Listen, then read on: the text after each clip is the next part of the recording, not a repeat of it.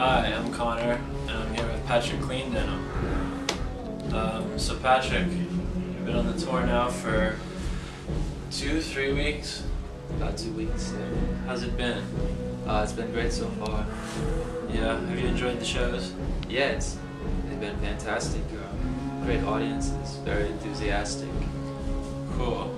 I've really enjoyed your show every night.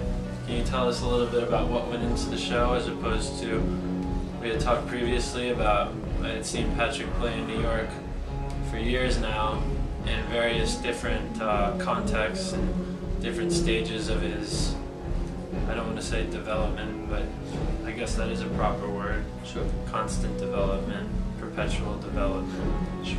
And so yeah, why don't you tell us a little bit about the show you're doing? Yeah, well, you and I had talked about bringing along this light box onto this tour, which is something I've used in New York before.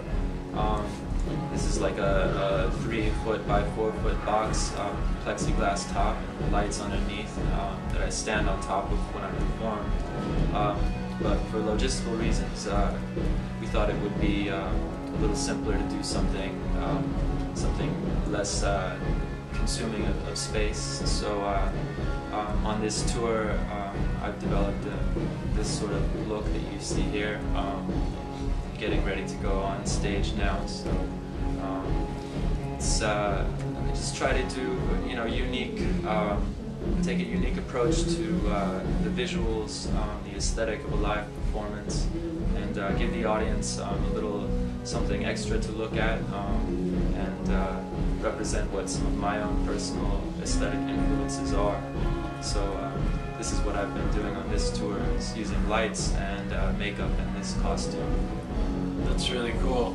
And I think a lot of people that come to the show go from the 2 Wounded Birds to you, and I'm not sure who, whether they can relate to this more or to the Birds more.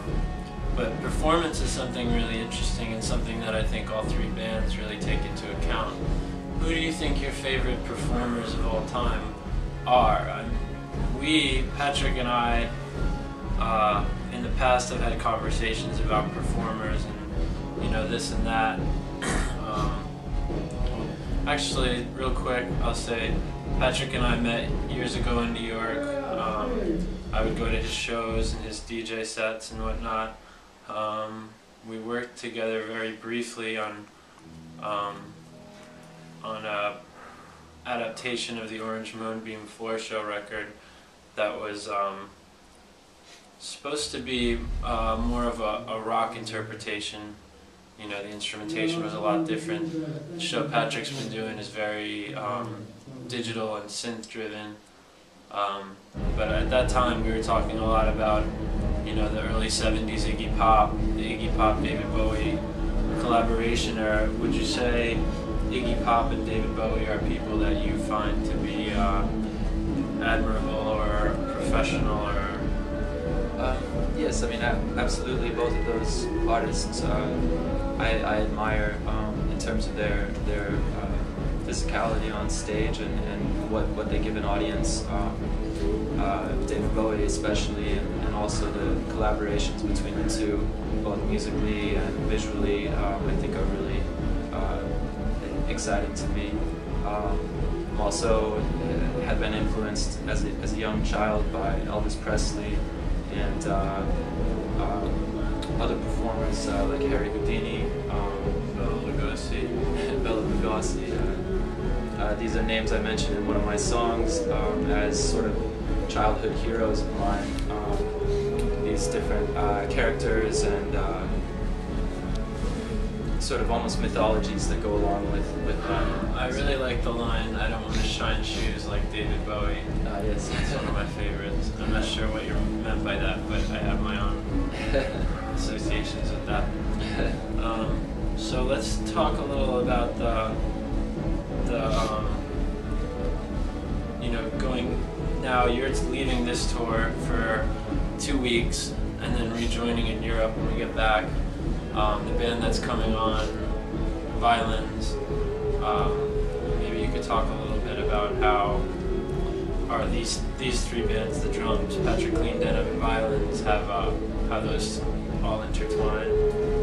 Sure. Well, I think it's the three of our groups, or the three of our musical projects, cross paths in New York through the music community, but also as personal friends. I've worked with, I've actually worked with George in violins briefly, as well as other former members of violins with some of my own live performances.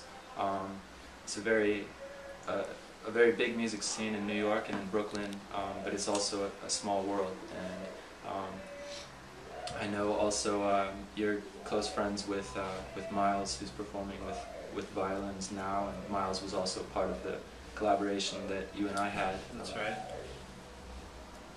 Yeah. So I think it's appropriate that we're sort of sharing bills on this tour, and as we had talked about before, I think it's a bold bill. I think it's a bold presentation of very different sounds, very different styles, but I think that's in the end it's something that's exciting for audiences, and hope people come to the shows with an open mind and find something that they like that they might not expect. Yeah, I'm really happy with the way the lineup's been. Talking about albums conceptually, you know, it's something that we try to take into account, and I think every good band or artist does. But real quick, let's talk for a second about Joe Meek, who we have talked about before, but it was somebody that Patrick had come on my radio show and played Joe Meek, part of this conceptual album called I Hear a New World. Mm-hmm. So, what's the correlation between Joe Meek and your music? Well, on a formal level, they don't exactly sound alike.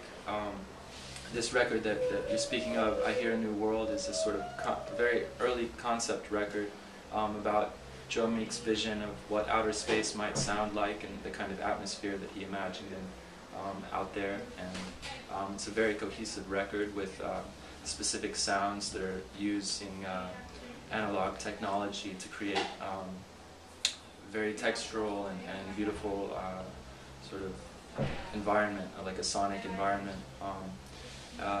The subject of outer space is also something that I'm influenced by, but I grew very fond of that record as soon as I heard it, because I thought it was such a cohesive and clean sort of collection of songs, and that's how I tend to go about recording albums, is try to sometimes choose a theme or certain influences and create an album based on that, rooted in that, and then from album to album I tend to shift quite a bit with my influences and with what I'm drawing upon to make a new collection of songs. Yeah, that's something that comes across. It's pretty evident if you go through your catalog of music.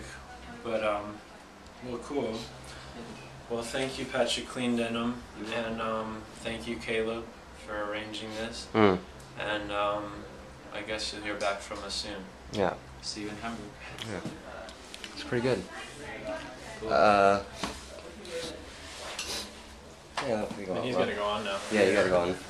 What do you think? I mean, it's usable? I think it's usable. You can review it. So. And if it's not usable, we'll shoot another one in Hamburg. Yeah. Yeah. Patrick, real quick, what's your favorite cereal? My favorite cereal? Oh, jeez. I don't know if I could choose I like Cheerios. It's simple. Yeah, it's pretty good. Pretty Nice. classic. Connor? Oh, probably like Cinnamon Toast Crunch or something. Very cool.